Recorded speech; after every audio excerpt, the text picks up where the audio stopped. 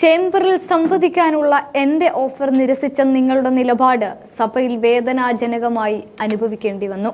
ഇതെഴുതിയത് രാജ്യസഭാ ചെയർമാനാണ്, അഥവാ ഇന്ത്യയുടെ ഉപരാഷ്ട്രപതി. ക്രിസ്തുമസ് ദിനത്തിൽ പ്രത്യേക കൂടിക്കാഴ്ച നടത്താൻ ഖാർഗെയ്ക്ക് കത്തയച്ചതിലാണ് ഈ വരികൾ. രാജ്യസഭാ ചെയർമാൻ കൂടിയായ ഇന്ത്യയുടെ ഉപരാഷ്ട്രപതി ജഗദീപ് ധൻഖറിന്റെ വാക്കുകൾ. എന്തേ ഇത്ര താമസിച്ചു എന്ന് വേണമെങ്കിൽ പ്രതിപക്ഷത്തിന് ചോദിക്കാം. നാടുനീളെ നടന്ന ഡിസംബർ 13 നടന്ന പാർലമെന്റ് ആക്രമണത്തിൽ വിശദീകരിക്കുമ്പോൾ പാർലമെന്റിനകത്ത് പ്രതിപക്ഷത്തിന്റെ ചോദ്യങ്ങൾക്ക് അതിനെ മാത്രം നേരിടാൻ മടി പിടിക്കുന്ന കേന്ദ്രം ചേംബറിൽ സംവദിക്കാനുള്ള എന്റെ ഓഫർ നിരസിച്ച നിങ്ങളുടെ നിലപാട് സഭയിൽ വേദനാജനകമായി അനുഭവിക്കേണ്ടി വന്നു. രാജ്യസഭാ ചെയർമാന്റെ വാക്കുകളാണിത്. ക്രിസ്തുമസ് ദിനത്തിൽ പ്രത്യേക കൂടിക്കാഴ്ച നടത്താൻ ഖാർഗെയ്ക്ക് അയച്ച കത്തിൽ രാജ്യസഭാ ചെയർമാൻ കൂടിയായ ഇന്ത്യയുടെ ഉപരാഷ്ട്രപതി ജഗദീപ് ധൻഖറിന്റെ വാക്കുകൾ. എന്തേ ഇത്ര താമസിച്ചു എന്ന് വേണമെങ്കിൽ പ്രതിപക്ഷത്തിന് ചോദിക്കാം.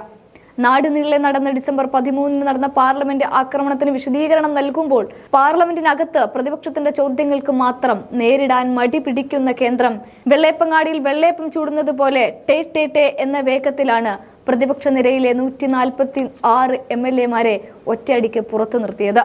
ഒറ്റ കാര്യം മാത്രമേ പ്രതിപക്ഷം ഇവിടെ ആവശ്യപ്പെട്ടിട്ടുള്ളൂ. അമിത്ഷാ എന്ന ഇന്ത്യയുടെ ആഭ്യന്തരമന്ത്രി കാര്യങ്ങൾ പാർലമെന്റിൽ വന്ന് വിശദീകരിക്കട്ടെ എന്ന് മാത്രമായിരുന്നു അത്. പക്ഷെ വീരവാദം പരക്കെ വിളിച്ചു പറഞ്ഞ ആ 2 പേർക്കും, ഒന്ന് മോദി മറ്റൊന്ന് അമിത്ഷാ, പക്ഷെ തങ്ങളുടെ തല സ്വയം കുനിക്കേണ്ടി വരുന്നതിലെ ലജ്ജ കാരണം ആ വഴിക്ക് വന്നതേയില്ല. പക്ഷേ പ്രതിപക്ഷം വിട്ടുകൊടുത്തതുമില്ല. നടുത്തളത്തിൽ തന്നെ ഇറങ്ങി അങ്ങ് പ്രതിഷേധിച്ചു. ഇതോടെയാണ് പുറത്താക്കൽ നടപടി ഉണ്ടായതെന്ന് വ്യക്തമായി അറിയാവുന്ന കാര്യവുമാണ്. അവിടേക്കാണിപ്പോൾ രാജ്യസഭയിലെ പ്രതിപക്ഷ നേതാവ് എന്ന നിലയിൽ ഖാർഗെയ്ക്ക് കത്തയച്ചുകൊണ്ട് ഉപരാഷ്ട്രപതി അതിന് നിർബന്ധിതനാവേണ്ടി വന്നത്. കാരണം പഴയ പോലെ അല്ല ഇപ്പോൾ കാര്യങ്ങൾ. ഇന്ത്യയുടെ ഒരറ്റത്ത് പോലും എന്തെങ്കിലും സംഭവിച്ചാൽ പിന്നെ അത് ലോകം മുഴുവനും അറിയും. അതാണ് പാർലമെന്റ് ആക്രമണ കാര്യത്തിലും നടന്നിരിക്കുന്നത്. എന്തായാലും ഒടുക്കം ഇപ്പോൾ പാർലമെന്റ് ശീതകാല സമ്മേളനത്തിനിടെ MP-മാരെ സസ്പെൻഡ് ചെയ്ത സംഭവവുമായി ബന്ധപ്പെട്ട് പ്രതിപക്ഷ നേതാവുമായ മല്ലികാർജുൻ ഖാർഗെയ്ക്ക് കത്തെഴുതിയിരിക്കുകയാണ് രാജ്യസഭാ ചെയർമാൻ ജഗദീപ് ധൻഖർ. ഡിസംബർ 25 തമ്മിൽ കൂടിക്കാഴ്ച നടത്തണമെന്നാണ് കത്തിലെ ആവശ്യം.